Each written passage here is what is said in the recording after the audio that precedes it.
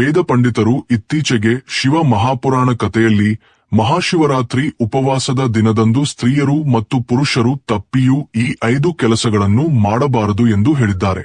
ಈ ವಿಡಿಯೋವನ್ನು ನೋಡುವ ಮೊದಲು ನಮೋ ಶಿವಾಯ ಎಂದು ಕಾಮೆಂಟ್ ಮಾಡಿ. ವಿಡಿಯೋಗೆ ಒಂದು ಸಣ್ಣ ಲೈಕ್ ನೀಡುವುದರಿಂದ ಈ ವಿಡಿಯೋ ಇನ್ನಷ್ಟು ಜನರಿಗೆ ತಲುಪುತ್ತದೆ. ಅಷ್ಟೇ ಅಲ್ಲದೆ ನಮಗೂ ಸ್ವಲ್ಪ ಪ್ರೇರಣೆ ಸಿಗುತ್ತದೆ. ಈ 2026ನೇ ವರ್ಷದ ಮಹಾಶಿವರಾತ್ರಿ ಹಬ್ಬವು ತನ್ನೊಂದಿಗೆ ಅತ್ಯಂತ ಶ್ರೇಷ್ಠವಾದ ಮತ್ತು ಶುಭ ಯೋಗಗಳನ್ನು ತಂದಿದೆ. ಇದರಲ್ಲಿ ಮುಖ್ಯವಾಗಿ ಸರ್ವಾರ್ಥ ಸಿದ್ಧಿಯೋಗದಂತಹ ಶುಭ ಯೋಗಗಳ ಅದ್ಭುತ ಸಂಯೋಜನೆ ರೂಪುಗೊಳ್ಳುತ್ತದೆ. ಆದ್ದರಿಂದ ಮಹಾಶಿವರಾತ್ರಿ ದಿನದಂದು ಶಿವನ ಅನುಗ್ರಹದಿಂದ ನಿಮ್ಮ ಜೀವನವು ಸಂಪೂರ್ಣವಾಗಿ ಬದಲಾಗುತ್ತದೆ. ಅದಕ್ಕಾಗಿಯೇ ಈ ಮಹಾಶಿವರಾತ್ರಿ ಉಪವಾಸದ ದಿನದಂದು, ಈ ಅತ್ಯಂತ ಪವಿತ್ರ ದಿನದಂದು ನೀವು ಈ ಕೆಲಸಗಳನ್ನು ಮಾಡುವುದು ಖಂಡಿತವಾಗಿಯೂ ನಿಷಿದ್ಧವಾಗಿದೆ. ಮಹಿಳೆಯರಾಗಲಿ ಅಥವಾ ಪುರುಷರಾಗಲಿ ಸರಿಯಾದ ಮಾಹಿತಿ ಅಥವಾ ಜ್ಞಾನವಿಲ್ಲದೆ ಮಹಾಶಿವರಾತ್ರಿ ದಿನದಂದು ಈ 5 ಕೆಲಸಗಳನ್ನು ಮಾಡಿದರೆ ಶಿವನು ಅವರ ಮೇಲೆ ಕೋಪಗೊಳ್ಳುತ್ತಾನೆ. ಇದರಿಂದ ಆ ವ್ಯಕ್ತಿಯು ಜೀವನದುದ್ದಕ್ಕೂ ನಿರಾಶೆಯನ್ನು ಎದುರಿಸಬೇಕಾಗಬಹುದು. ಅದಕ್ಕಾಗಿಯೇ ವಿಡಿಯೋವನ್ನು ಸಂಪೂರ್ಣವಾಗಿ ನೋಡಿ. ನಿಮ್ಮನ್ನು ಕೇಳಿಕೊಳ್ಳುತ್ತೇನೆ, ಅರ್ಧಂಬರ್ಧ ನೋಡಬೇಡಿ. ಅನೇಕ ಜನರು ವಿಡಿಯೋವನ್ನು ಮಧ್ಯದಲ್ಲಿ ನೋಡುತ್ತಾರೆ. ಅಂತಹ ಜನರು ಜೀವನದಲ್ಲಿ ಎಂದಿಗೂ ಯಶಸ್ವಿಯಾಗುವುದಿಲ್ಲ. ಆದ್ದರಿಂದ ವಿಡಿಯೋವನ್ನು ಅರ್ಧಕ್ಕೆ ಬಿಟ್ಟು ಹೋಗಬೇಡಿ, ಸಂಪೂರ್ಣವಾಗಿ ನೋಡಿ.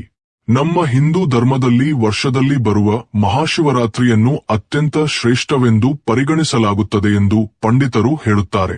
ಏಕೆಂದರೆ ಈ ದಿನ ಮಹಿಳೆಯರು ಮತ್ತು ಅವಿವಾಹಿತ ಯುವತಿಯರು ಮಹಾಶಿವರಾತ್ರಿ ಉಪವಾಸವನ್ನು ಆಚರಿಸುತ್ತಾರೆ.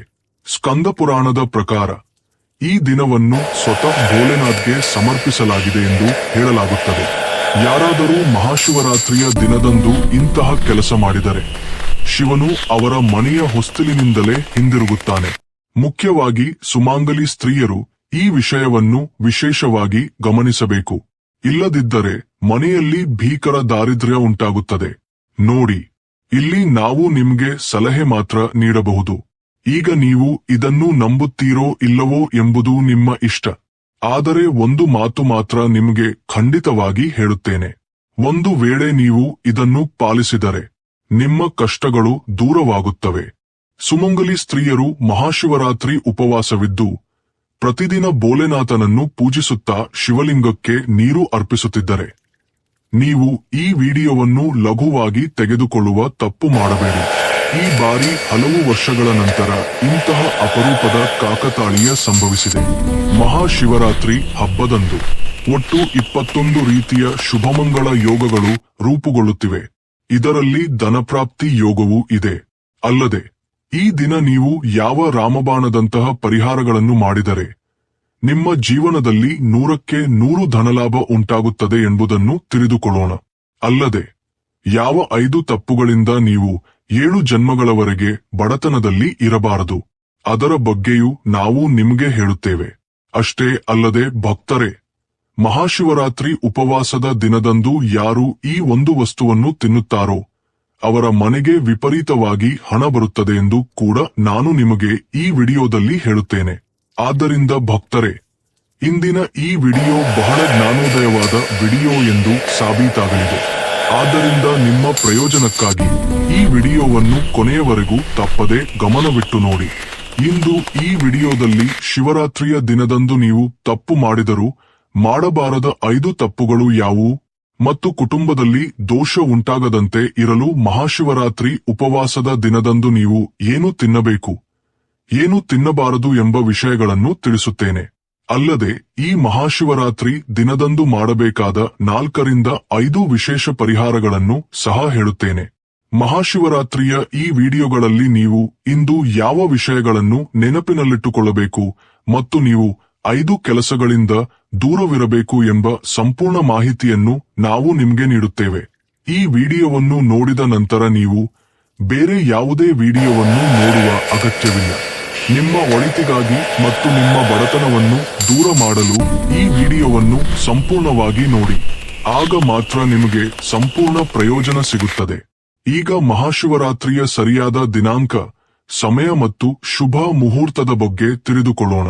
ಇದರ ನಂತರ ನಾವು ಮುಂದಿನ ಮಾಹಿತಿಯನ್ನು ಪ್ರಾರಂಭಿಸೋಣ.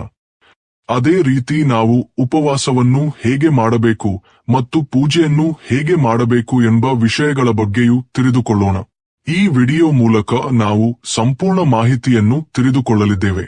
ಈ ವರ್ಷದ ಮಹಾಶಿವರಾತ್ರಿ 2026 ಕೃಷ್ಣ ಪಕ್ಷ ಚತುರ್ದಶಿ ತಿಥಿ ಅಂದರೆ 2026 ಫೆಬ್ರವರಿ 15 ಭಾನುವಾರದಂದು ಬರುತ್ತದೆ. ಇದು ಸಂಜೆ 5:04ಕ್ಕೆ ಪ್ರಾರಂಭವಾಗಿ ಫೆಬ್ರವರಿ 16 ಸೋಮವಾರ ಸಂಜೆ 5:30 ಇರುತ್ತದೆ. ಆದ್ದರಿಂದ ಈ ಹಬ್ಬವನ್ನು ಫೆಬ್ರವರಿ 15ರಂದು ಆಚರಿಸಲಾಗುತ್ತದೆ ಮತ್ತು ಉಪವಾಸದ ದೀಕ್ಷಾ ವಿರಮಣೆಯನ್ನು ಫೆಬ್ರವರಿ 16ರಂದು ಮಾಡಲಾಗುತ್ತದೆ. ಅತ್ಯಂತ ಪವಿತ್ರವಾದ ಪೂಜಾ ಸಮಯ ಇದನ್ನು ಶೀತಕಾಲ ಎಂದು ಭಾವಿಸಲಾಗುತ್ತದೆ. ಇದು ಸುಮಾರು ರಾತ್ರಿ 11:15ರಿಂದ 12:56 ಇರುತ್ತದೆ.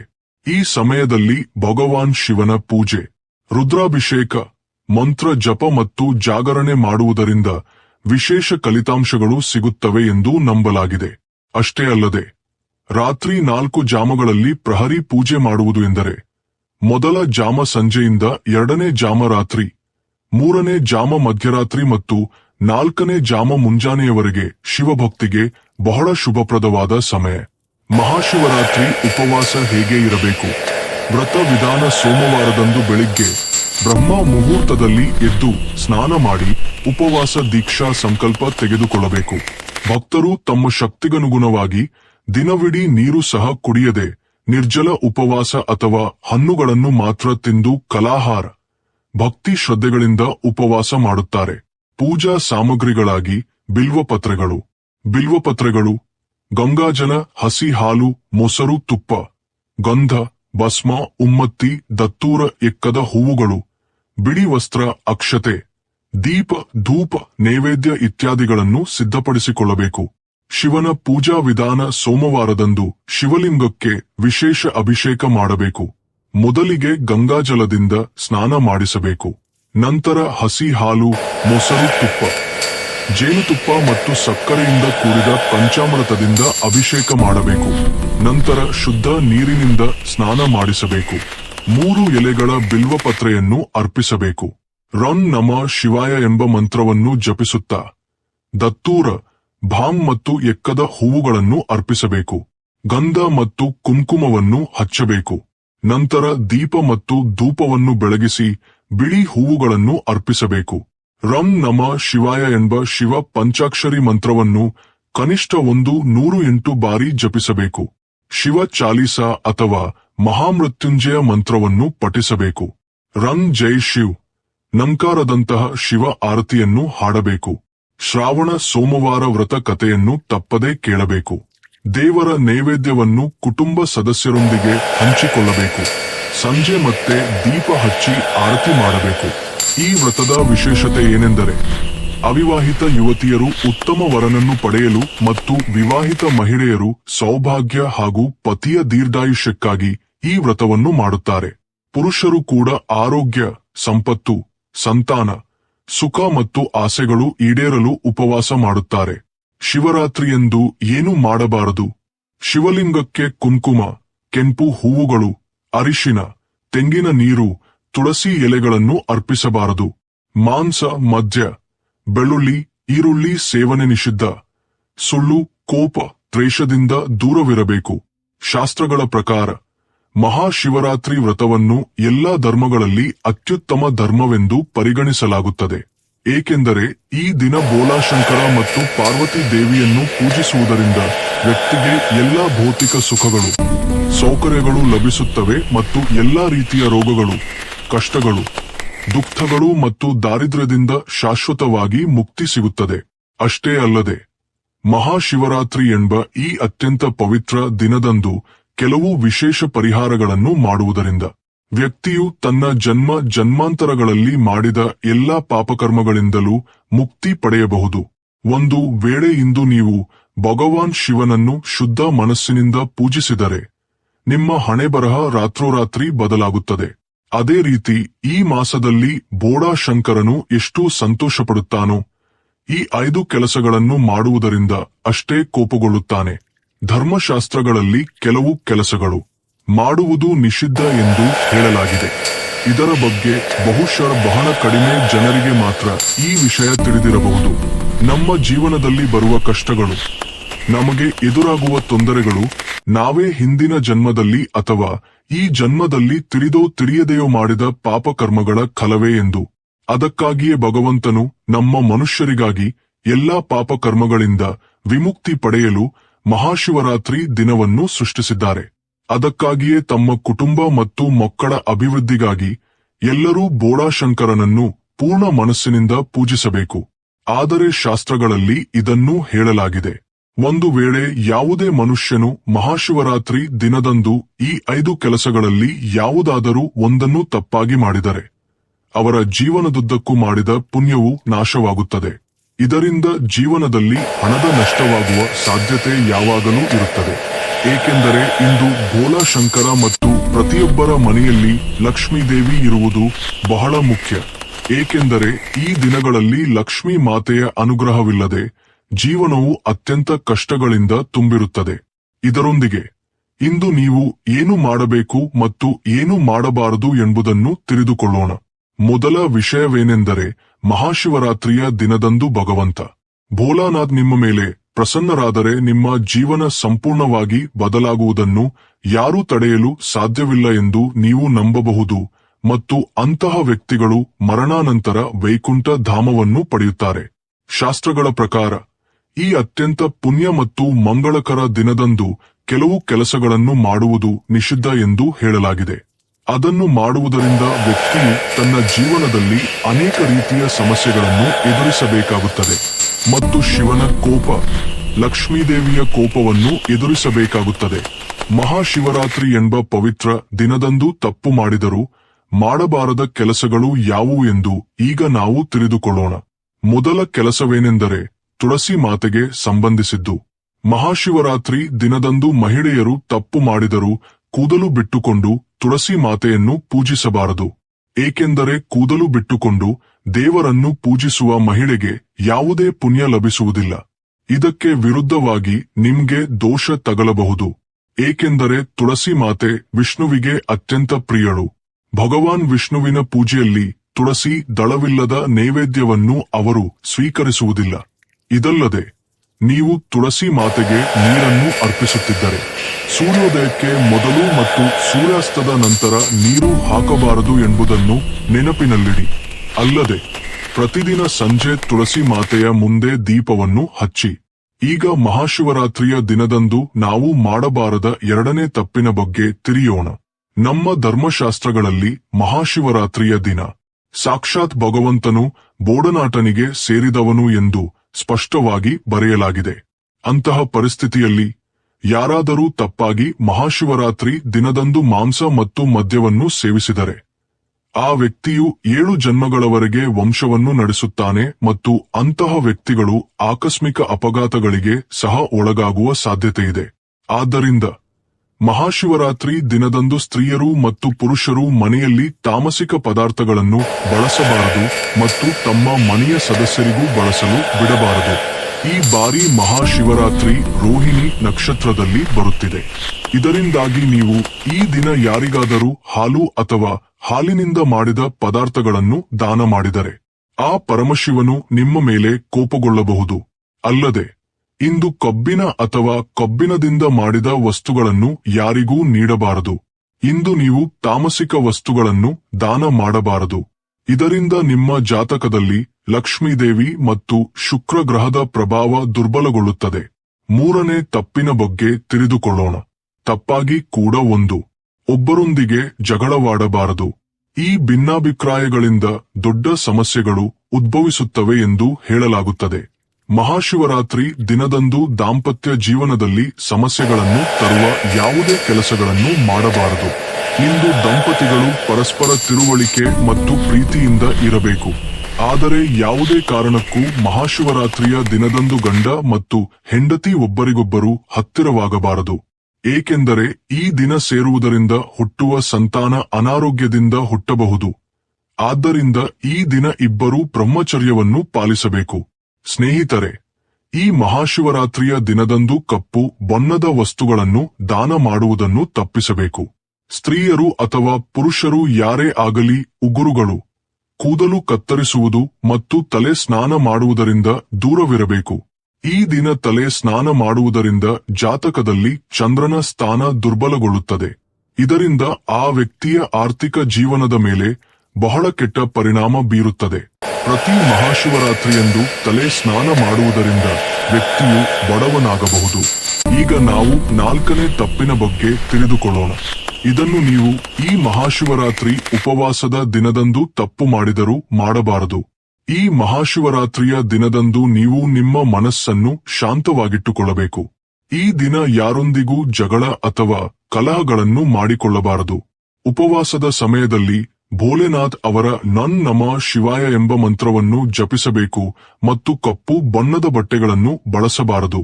ಈ ದಿನ ಪೂಜೆಯ ಸಮಯದಲ್ಲಿ ಬಿಳಿ ಅಥವಾ ಕೆಂಪು ಅಥವಾ ಹಳದಿ ಬಣ್ಣದ ಬಟ್ಟೆಗಳನ್ನು ಧರಿಸಬೇಕು.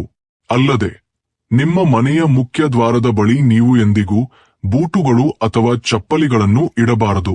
ಪೊರಕೆಯನ್ನು ಇಡಬಾರದು. ಯಾರಾದರೂ ತಮ್ಮ ಮನೆಯ ಮುಖ್ಯ ದ್ವಾರದ ಬಳಿ ಪೊರಕೆ ಅಥವಾ ಚಪ್ಪಲಿಗಳನ್ನು ಇಟ್ಟರೆ ಲಕ್ಷ್ಮೀದೇವಿ ತಕ್ಷಣ ಹಿಂದಿರುಗುತ್ತಾಳೆ. ಲಕ್ಷ್ಮೀದೇವಿ ಕೋಪದಿಂದ ಹಿಂದಿರುಗುತ್ತಾಳೆ ಮತ್ತು ಲಕ್ಷ್ಮೀದೇವಿ ಯಾವ ಮನೆಗೆ ಪ್ರವೇಶಿಸುತ್ತಾಳೋ ಆ ಮನೆಗೆ ಅವನ ಅಕ್ಕ ದರಿದ್ರ ಅಂದರೆ ಜ್ಯೇಷ್ಠಾದೇವಿ ಪ್ರವೇಶಿಸುತ್ತಾಳೆ. ಬಹುತೇಕ ಎಲ್ಲರೂ ತಮ್ಮ ಮನೆಯ ಮುಖ್ಯ ದ್ವಾರದ ಬಳಿ ನಿಂಬೆಹಣ್ಣು ಮತ್ತು ಹಸಿ ಮೆಣಸಿನಕಾಯಿಗಳನ್ನು ನೇತು ಹಾಕಿರುವುದನ್ನು ನೀವು ಖಂಡಿತವಾಗಿ ನೋಡಿರುತ್ತೀರಿ. ಆದರೆ ಅವರು ಏಕೆ ಹಾಗೆ ಇಡುತ್ತಾರೆ? ಇದಕ್ಕೆ ಕಾರಣ ಏನೆಂದರೆ ನಿಂಬೆಹಣ್ಣು ಮತ್ತು ಹಸಿ ಮೆಣಸಿನಕಾಯಿಗಳು ಬಡತನಕ್ಕೆ ಆಹಾರ. ಅವುಗಳಿಗೆ ತಮ್ಮ ಆಹಾರ ಮುಖ್ಯ ದ್ವಾರದಲ್ಲಿ ಸಿಕ್ಕಾಗ ಆ ಬಡತನ ನಿಮ್ಮ ಮನೆಯೊಳಗೆ ಅಥವಾ ನಿಮ್ಮ ಅಡುಗೆ ಮನೆಗೆ ಪ್ರವೇಶಿಸುವುದಿಲ್ಲ. ಅದಕ್ಕಾಗಿಯೇ ಅನೇಕ ಜನರು ನಾವು ಕಷ್ಟಪಡುತ್ತಿದ್ದೇವೆ, ಆದರೆ ಫಲಿತಾಂಶ ಸಿಗಲಿಲ್ಲ. ಹಾಗೆಯೇ ಮನೆಗೆ ಲಕ್ಷ್ಮೀದೇವಿ ಏಕೆ ಬರುತ್ತಿಲ್ಲ ಎಂದು ಕೇಳುತ್ತಾರೆ. ಇಂತಹ ಕೆಲಸಗಳನ್ನು ಮಾಡುವ ಮನೆಗಳಿಗೆ ಲಕ್ಷ್ಮೀದೇವಿ ಎಂದಿಗೂ ಬರುವುದಿಲ್ಲ. ಇನ್ನು 2ನೇಯದು ಮನೆಯಲ್ಲಿ ಮುರಿದ ವಿಗ್ರಹಗಳನ್ನು ಪೂಜಿಸುವುದು. ಅನೇಕ ಜನರು ಮುರಿದ ವಿಗ್ರಹಗಳನ್ನು ಪೂಜಿಸುತ್ತಾರೆ.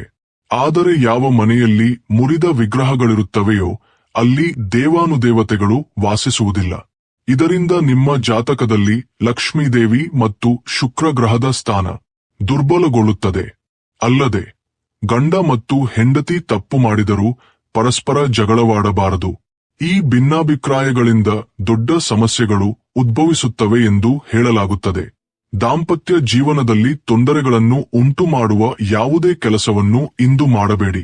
ಇದರ ಜೊತೆಗೆ ನೀವು ಇಡೀ ದಿನ ಕಪ್ಪು ಬಣ್ಣದ ವಸ್ತುಗಳನ್ನು ದಾನ ಮಾಡುವುದನ್ನು ತಪ್ಪಿಸಬೇಕು. ಇನ್ನು 5ನೇ ವಿಷಯವೇನೆಂದರೆ ಈ ದಿನ ಯಾವುದೇ ಮಹಿಳೆಯನ್ನು ಅವಮಾನಿಸಬೇಡಿ. ವಾಸ್ತವವಾಗಿ ಈ ಒಂದು ದಿನ ಮಾತ್ರವಲ್ಲ, ಯಾವಾಗಲೂ ಮಹಿಳೆಯನ್ನು ಅವಮಾನಿಸಬಾರದು. ಲಕ್ಷ್ಮೀದೇವಿಯನ್ನು ಸ್ತ್ರೀ ಸ್ವರೂಪವೆಂದು ಪರಿಗಣಿಸಲಾಗುತ್ತದೆ. ಮುಖ್ಯವಾಗಿ ಮಹಾಶಿವರಾತ್ರಿಯ ಬಗ್ಗೆ ಮಾತನಾಡುವುದಾದರೆ ಈ ದಿನ ನೀವು ಮಹಿಳೆಯನ್ನು ಅವಮಾನಿಸಿದರೆ ಅದು ಸಾಕ್ಷಾತ್ ಲಕ್ಷ್ಮೀದೇವಿಯನ್ನು ಅವಮಾನಿಸಿದಂತೆ ಆಗುತ್ತದೆ. ಯಾವ ಮನೆಗಳಲ್ಲಿ ಮಹಿಳೆಯರಿಗೆ ಗೌರವ ಇರುವುದಿಲ್ಲ ಅಲ್ಲಿ ಲಕ್ಷ್ಮೀದೇವಿ ಎಂದಿಗೂ ಕಾಲಿಡುವುದಿಲ್ಲ ಎಂದು ಶಾಸ್ತ್ರಗಳಲ್ಲಿಯೂ ಹೇಳಲಾಗಿದೆ. ಎಲ್ಲಿ ಸ್ತ್ರೀಯರನ್ನು ಪೂಜಿಸಲಾಗುತ್ತದೆಯೋ ಅಲ್ಲಿ ದೇವತೆಗಳು ನೆಲೆಸುತ್ತಾರೆ. ಆದ್ದರಿಂದ ಈ ವಿಷಯವನ್ನು ನೀವು ವಿಶೇಷವಾಗಿ ನೆನಪಿನಲ್ಲಿಡಿ. ಅಷ್ಟೇ ಅಲ್ಲದೆ ಮಹಾಶಿವರಾತ್ರಿ ದಿನದಂದು ನೀವು ಅಪ್ಪಿತಪ್ಪಿಯೂ ಮಾಂಸಾಹಾರವನ್ನು ಸೇವಿಸಬಾರದು. ಅದೇ ರೀತಿ ಮದ್ಯಪಾನದಿಂದಲೂ ದೂರವಿರಬೇಕು.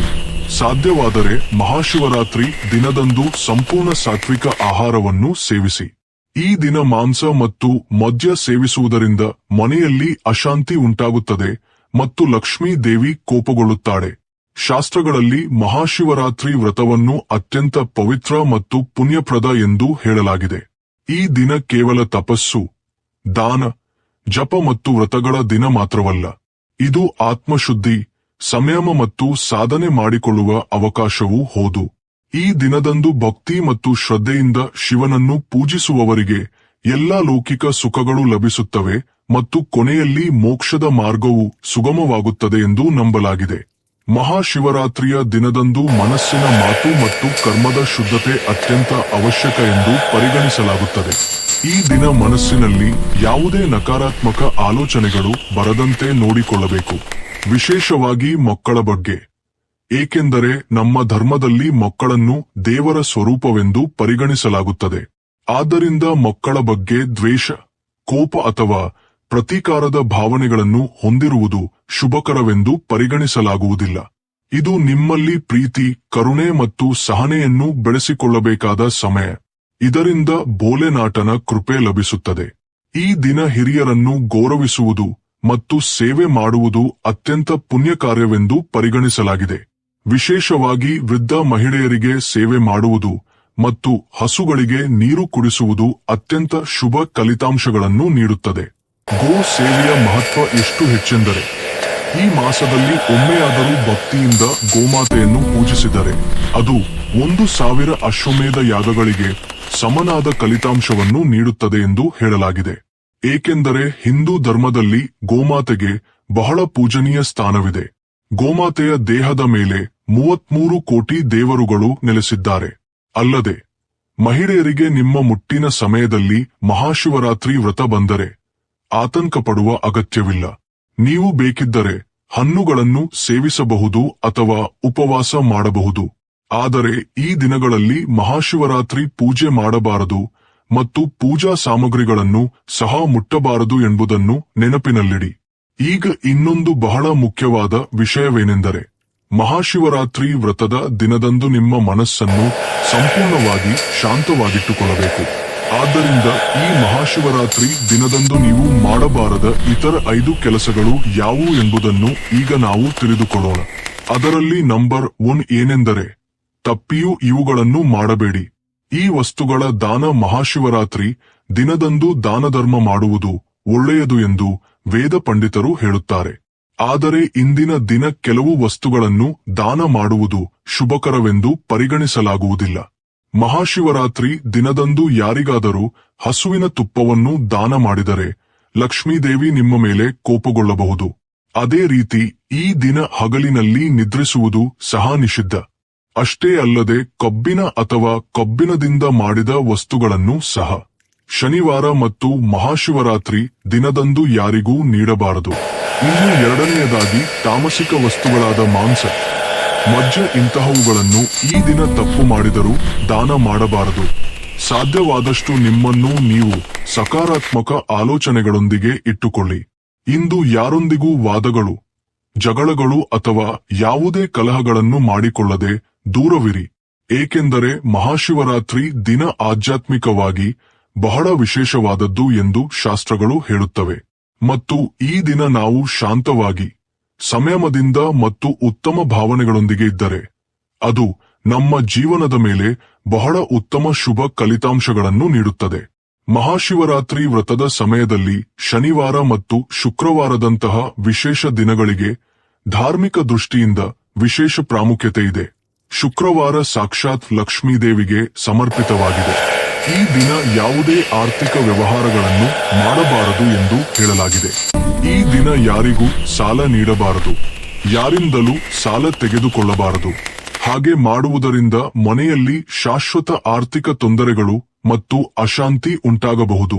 ನಿಮ್ಮ ಜೀವನದಲ್ಲಿ ಸಂತೋಷ ಮತ್ತು ಸಮೃದ್ಧಿ ಇರಬೇಕೆಂದು ನೀವು ಬಯಸಿದರೆ ಮಹಾಶಿವರಾತ್ರಿಯ ದಿನದಂದು ಒಂದು ವಿಶೇಷ ಪರಿಹಾರವನ್ನು ತಪ್ಪದೆ ಮಾಡಿ.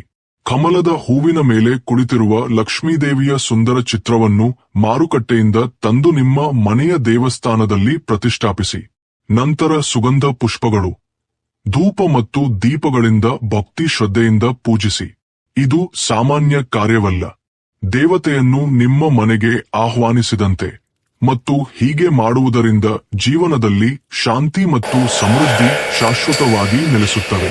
ಮಹಾಶಿವರಾತ್ರಿ ದಿನದಂದು ವ್ರತವನ್ನು ಮಾಡಲು ಸಂಕಲ್ಪಿಸಿದರೆ ಅದನ್ನು ಸಂಪೂರ್ಣವಾಗಿ ಪ್ರಾರಂಭಿಸಬೇಕು.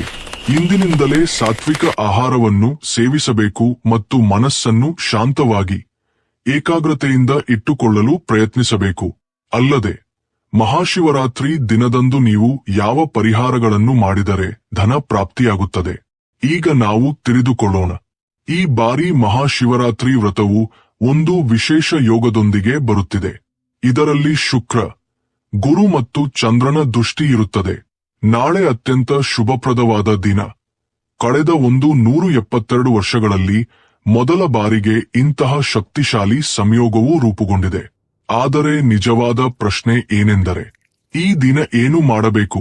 ಈ 2026 ವರ್ಷವು ನಿಮ್ಮ ಜೀವನದಲ್ಲಿ ಸಂಪತ್ತು, ಯಶಸ್ಸು, ಆರೋಗ್ಯ ಮತ್ತು ಸಮೃದ್ಧಿಯಿಂದ ಕೂಡಿದ ವರ್ಷವಾಗಬೇಕೆಂದು ನೀವು ಬಯಸಿದರೆ, ಹಾಗೆ ನಿಮ್ಮ ಕಷ್ಟಗಳು ಮತ್ತು ಆರ್ಥಿಕ ಸಮಸ್ಯೆಗಳೆಲ್ಲವೂ ಶಾಶ್ವತವಾಗಿ ದೂರವಾಗಬೇಕೆಂದು ನೀವು ಭಾವಿಸಿದರೆ, ಈ ಮಹಾಶಿವರಾತ್ರಿ ದಿನದಂದು ನೀವು ಕೇವಲ ಒಂದು ಸಣ್ಣ ಪರಿಹಾರವನ್ನು ಮಾಡಬೇಕು. ಇಂದು ನಬಿಲ್ ಗನ್ನೇರು ಅಂದರೆ ಸದಾಬಹಾರ್ ಗಿಡವನ್ನು ಬೇರು ಸಮೇತ ಕಿತ್ತುಕೊಂಡು ಬರಬೇಕು. ಬಿಳ್ಳ ಗನ್ನೇರು ಗಿಡವು ಸಾಕ್ಷಾತ್ ಲಕ್ಷ್ಮೀದೇವಿ ನೆಲೆಸಿರುವ ದಿವ್ಯವಾದ ಗಿಡ. ಈ ಗಿಡವನ್ನು ಅಮೃತಕ್ಕೆ ಪ್ರತೀಕವೆಂದು ಪರಿಗಣಿಸಲಾಗುತ್ತದೆ. ಶಾಸ್ತ್ರಗಳಲ್ಲಿ ಯಾದೇವಿ ಸರ್ವಭೂತೇಷು ಲಕ್ಷ್ಮೀರೂಪೇಣ ಸಂಸ್ಥಿತ ನಮಸ್ತೆ ನಮಸ್ತೆ ನಮಸ್ತೆ ನಮೋ ನಮಃ ಎಂದು ಹೇಳಲಾಗಿದೆ. ಯಾರು ಮಹಾಶಿವರಾತ್ರಿ ದಿನದಂದು ಈ ಗಿಡದ ಬೇರನ್ನು ಗಂಗಾಜಲದಿಂದ ತೊಳೆದು ಬೆಳ್ಳಿ ಅಥವಾ ತಾಮ್ರದ ತಾಯತದಲ್ಲಿ ಇಟ್ಟುಕೊಂಡು ಧರಿಸುತ್ತಾರೋ, ಅವರ ಜೀವನದಲ್ಲಿ ಎಂದಿಗೂ ಹಣಕ್ಕೆ ಕೊರತೆ ಇರುವುದಿಲ್ಲ. ಅವರ ಮನೆಯ ಹೊಸ್ತಿಲಲ್ಲಿ ಧನಲಕ್ಷ್ಮಿ ಸ್ವತಃ ನೆಲೆಸುತ್ತಾಳೆ. ಮಹಾಶಿವರಾತ್ರಿ ದಿನದಂದು ಬೆಳಿಗ್ಗೆ ಬ್ರಹ್ಮ ಮುಹೂರ್ತದಲ್ಲಿ ಎದ್ದು ಸ್ನಾನ ಮಾಡಿ, ಶುಭ್ರವಾದ ವಸ್ತ್ರಗಳನ್ನು ಧರಿಸಿ, ಬಿಲ್ವಪತ್ರೆ ಗಿಡವನ್ನು ಬೇರು ಸಮೇತ ಕಿತ್ತು ಮನೆಗೆ ತನ್ನಿ. ಇದನ್ನು ಗಂಗಾಜಲ ಅಥವಾ ಶುದ್ಧ ಜಲದಿಂದ ತೊಳೆದು ಲಕ್ಷ್ಮೀದೇವಿ ಪಟದ ಮುಂದೆ ತುಪ್ಪದ ದೀಪ ಹಚ್ಚಿ ಆ ಬೇರನ್ನು ಕೈಗೆ ತೆಗೆದುಕೊಂಡು ನನ್ ಶ್ರೀ ಮಹಾಲಕ್ಷ್ಮೇ ನಮಃ ಎಂಬ ಬೀಜ ಮಂತ್ರವನ್ನು 21 ಬಾರಿ ಜಪಿಸಿ. ಈ ಬೇರನ್ನು ಬೆಳ್ಳಿ ಅಥವಾ ತಾಮ್ರದ ತಾಯ್ತದಲ್ಲಿ ಇರಿಸಿ ಕುತ್ತಿಗೆಗೆ ಅಥವಾ ಕೈಗೆ ಧರಿಸಿ. ಕೇವಲ ಇಷ್ಟು ಸಣ್ಣ ಪರಿಹಾರ ಮಾಡಿ. ನಂತರ ಪವಾಡವನ್ನು ನೋಡಿ. ಇದುವರೆಗೆ ದಾರಿದ್ರ್ಯ ನೆಲೆಸಿದ್ದ ಜಾಗದಲ್ಲಿ ಲಕ್ಷ್ಮೀದೇವಿ ನೆಲೆಸುತ್ತಾಳೆ. ಈಗ ಎರಡನೇ ದಿವ್ಯವಾದ ಸಸ್ಯ ಚಮೇಲಿ ಅಂದರೆ ಮಲ್ಲಿಗೆ ಬೇರಿನ ಬಗ್ಗೆ ಮಾತನಾಡೋಣ. ಯಾರಿಗಾದರೂ ದೀರ್ಘಕಾಲದ ಅನಾರೋಗ್ಯ ಅಥವಾ ಅನಿರೀಕ್ಷಿತವಾಗಿ ಬರುವ ಆರೋಗ್ಯ ಸಮಸ್ಯೆಗಳು ಕಾಡುತ್ತಿದ್ದರೆ, ಅವುಗಳಿಗೆ ಯಾವುದೇ ಚಿಕಿತ್ಸೆ ಸಿಗದಿದ್ದರೆ ಇದು ಸಾಮಾನ್ಯ ಕಾರಣವಲ್ಲ. ಯಾವುದೋ ನಕಾರಾತ್ಮಕ ಶಕ್ತಿ ಕೆಲಸ ಮಾಡುತ್ತಿದೆ ಎಂದು ಅರ್ಥ ಮಾಡಿಕೊಳ್ಳಿ. ಇಂತಹ ಪರಿಸ್ಥಿತಿಯಲ್ಲಿ ಚಮೇಲಿ ಹೆಸರಿನಲ್ಲಿ ಮಾಡುವ ಪರಿಹಾರ ನಿಮಗೆ ರಕ್ಷಣಾ ಕವಚವನ್ನು ಒದಗಿಸುತ್ತದೆ. ಮಹಾಶಿವರಾತ್ರಿ ದಿನದಂದು ಚಮೇಲಿ ಬೇರನ್ನು ತೆಗೆದುಕೊಂಡು ಗಂಗಾಜಲದಿಂದ ಶುದ್ಧೀಕರಿಸಿ. ನಂತರ ಹನುಮಂತನ ದೇವಸ್ಥಾನಕ್ಕೆ ಹೋಗಿ ಅಲ್ಲಿ ಚಮೇಲಿ ಎಣ್ಣೆಯಿಂದ ದೀಪವನ್ನು ಬೆಳಗಿಸಿ. ನಂತರ ಬೇರನ್ನು ತಾಮ್ರ ಅಥವಾ ಬೆಳ್ಳಿಯ ತಾಯ್ತದಲ್ಲಿ ಇಟ್ಟು ಧರಿಸಿ. ಹನುಮಂತನ ಆಶೀರ್ವಾದದಿಂದ ರೋಗಭಯಗಳು ಮತ್ತು ಗ್ರಹದೋಷಗಳು ನಿವಾರಣೆಯಾಗುತ್ತವೆ. ಅಲ್ಲದೆ ವರ್ಷವಿಡೀ ನಿಮ್ಮ ಆರೋಗ್ಯ ಸುಧಾರಿಸುತ್ತದೆ. ಕೊನೆಯದಾಗಿ ಭಕ್ತರಿಗೆ ಒಂದು ವಿನಂತಿ. ಮಹಾಶಿವರಾತ್ರಿಗೆ ಸಂಬಂಧಿಸಿದ ಈ ಪವಿತ್ರ ಮಾಹಿತಿ ನಿಮಗೆ ಇಷ್ಟವಾಗಿದೆ ಎಂದು ಭಾವಿಸುತ್ತೇನೆ. ಆ ಪರಮೇಶ್ವರನು ನಿಮ್ಮೆಲ್ಲರ ಮೇಲೆ ತನ್ನ ಕೃಪೆಯನ್ನು ಯಾವಾಗಲೂ ಇಡಲಿ. ನಿಮ್ಮ ಜೀವನದಲ್ಲಿರುವ ಎಲ್ಲಾ ಕಷ್ಟಗಳು ದೂರವಾಗಿ ಸುಖಸಂತೋಷಗಳು ತುಂಬಿ ಹರಿಯಲಿ ಎಂದು ನಾನು ಆ ಭಗವಂತನನ್ನು ಮನೋಪೂರ್ವಕವಾಗಿ ಪ್ರಾರ್ಥಿಸುತ್ತೇನೆ. ಈ ವಿಡಿಯೋ ನಿಮಗೆ ಇಷ್ಟವಾದರೆ ದಯವಿಟ್ಟು ಲೈಕ್ ಮಾಡಿ ಮತ್ತು ನಿಮ್ಮ ಸ್ನೇಹಿತರಿಗೆ ಶೇರ್ ಮಾಡಿ. ಹಾಗೆಯೇ ನಮ್ಮ ಹೊಸ ವಿಡಿಯೋ ನಿಮಗೆ ತಕ್ಷಣ ತಲುಪಬೇಕಾದರೆ ನಮ್ಮ ಚಾನೆಲ್ ಅನ್ನು ಸಬ್ಸ್ಕ್ರೈಬ್ ಮಾಡಿಕೊಳ್ಳಿ. ಪಕ್ಕದಲ್ಲಿರುವ ಬೆಲ್ ಐಕಾನ್ ಅನ್ನು ಪ್ರೆಸ್ ಮಾಡಿ. ಧನ್ಯವಾದಗಳು.